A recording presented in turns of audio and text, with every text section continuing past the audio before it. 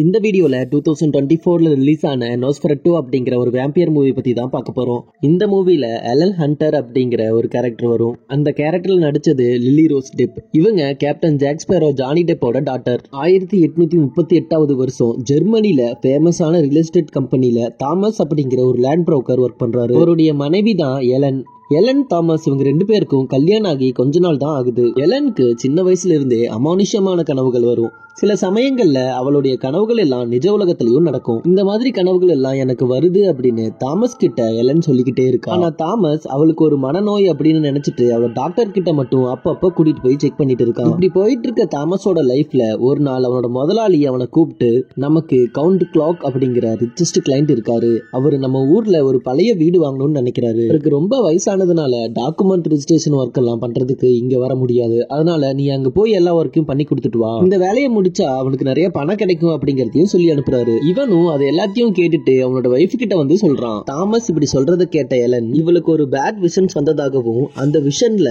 இவங்க கல்யாணத்துக்கு வந்தவங்க எல்லாருமே ரொம்ப கொடூரமான முறையில இறந்து போனதாகவும், இறந்து போனவங்களை எல்லாம் இவ பார்த்துட்டு இருக்கும்போது தாமஸ் இவன் கூட இல்ல அப்படின்னு சொல்றான். அது மட்டும் இல்லாம இவளோட கனவுல கருப்பா ஒரு உருவம் வருது. தாமஸோட முதலாளி அவனை கவுண்ட் கிளாக்க பார்க்க அனுப்புவாரு அப்படிங்கிற விஷயம் கூட எலனுக்கு முன்னாடியே தெரிஞ்சிருக்கு. அதை தாமஸ் கிட்ட சொல்லி புரிய வைக்க ட்ரை பண்றா. எலன் பேச்ச கேட்காத தாமஸ் அவளை கொண்டு போய் அவனோட ஃப்ரெண்டு வீட்டுல விட்டுறான். என்ன சொன்னாலும் தாமஸ் கேட்க போறதுலன்னு புரிஞ்சுக்கிட்ட எலன் அவளோட கணவரை காப்பாத்த அவளோட முடிய மட்டும் கொஞ்சம் கட் பண்ணி அதை ஒரு லாக்கெட்ல போட்டுட்டு இது யாருக்கும் கொடுக்காத அப்படின்னு சொல்லிட்டு அவனை வழி அனுப்பி வைக்கிறா.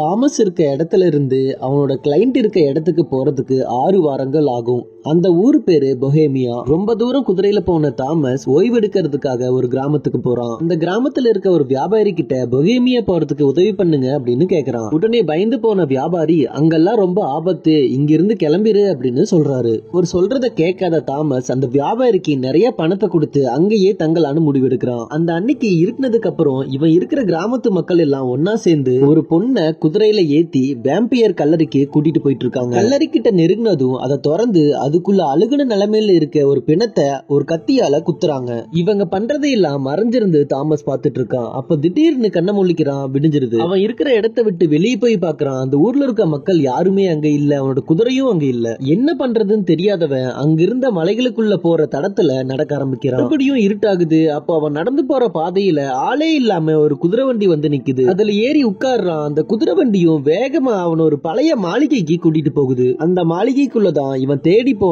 கவுண்ட் கிளாக், அதாவது நோஸ்ஃபெரட்டு அப்படிங்கிற வேம்பியர் இருக்கு. இந்த மாளிகைக்குள்ள போனதுமே நம்ம ஹீரோ தாமஸ்க்கு ஒரு விதமான மயக்க நிலைமை ஏற்பட்டுருது. வேம்பியர் பண்ற விஷயங்கள் எல்லாம் ரொம்ப வேகமா இவனுக்கு தெரியுது.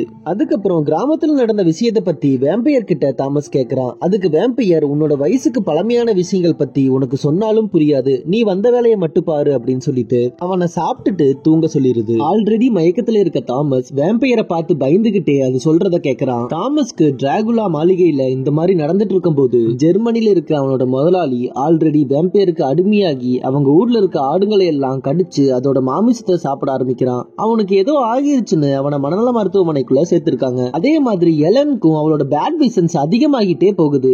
தாமஸோட ஃப்ரெண்ட் எலனோட நிலைமைய பார்த்துட்டு டாக்டருக்கு கால் பண்ணி வர சொல்றான். தாமஸோட முதலாளிய பாத்துக்கிற டாக்டர் தான் எலனையும் பாக்குறதுக்கு வரான். இவங்க ரெண்டு பேரோட நிலைமையும் ஒரே மாதிரி இருக்கிறதுனால இது நம்ம யோசிக்கிறதையும் தாண்டி பெரிய விஷயமா இருக்கிறதுனால இவரோட ப்ரொஃபஸரை கூட்டிட்டு வந்து இதுக்கு ஒரு தீர்வு காணலாம் அப்படின்னு சொல்லிட்டு முடிவு பண்றாங்க. வேம்பியர் மாளிகையில் இருக்க தாமஸ் கிட்ட லேண்ட் டாக்குமெண்ட் சொல்லி டிவோர்ஸ் பேப்பர்ல வேம்பியர் சைன் வாங்க பாக்குது. அந்த பேப்பர்ல எழுதியிருக்கிறது ரொம்ப பழமையான வேர்ட்ஸ் அப்படிங்கறதால அந்த ஃபாண்ட் வித்தியாசமா இருக்கு. அது தாமஸ்னால படிக்க முடியல. வேம்பியர் தங்கத்தை கொடுத்து அவனை கையெழுத்து போட சொல்லவும் அதை வாங்கிட்டு அவனும் கையெழுத்து போட்டுறான். கையெழுத்து போட்டதுக்கு அப்புறம் தாமஸ் அவனோட மனைவியை பார்க்க போகணும் அப்படின்னு சொல்றான். அதுக்கு வேம்பியர், நீ இங்கதான் இருக்கணும் அப்படின்னு சொல்லி அவனை மைக்கிட்டு தன்னைத்தானே ஒரு மரப்பெட்டிக்குள்ள போட்டு பூட்டி கடல் வழியா எலன் இருக்க இடத்துக்கு போக ஆரம்பிக்குது. அந்த வேம்பையர் இருக்கிற போட்ல பயணம் பண்ணிட்டு இருக்கிற மாலுமிகள் கொஞ்சம் கொஞ்சமா வேம்பையரோட மூச்சு காத்த சுவாசிச்சு கடல்லையே சாக ஆரம்பிக்கிறாங்க.